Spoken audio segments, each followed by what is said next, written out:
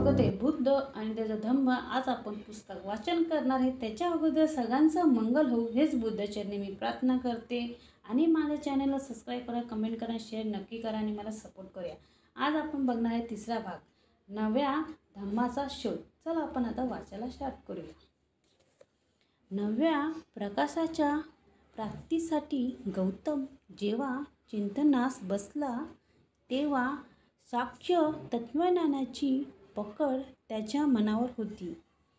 त्याचे मते जगातील व्यथा आणि दुःख ह्याची अस्तित्व ही एक निर्विवाद वस्तुस्थिती होती. तथापि दुःख नाहीसा कसे करावे हे जाणण्यासाठी गौतम उत्सुक होता. शाक्य तत्वज्ञानाने हा प्रश्नाचा विचार केला नव्हता आणि म्हणून दुःख नाहीसे कसे करावे या प्रश्नावर त्यांनी आपले चिंतन केंद्रित केले.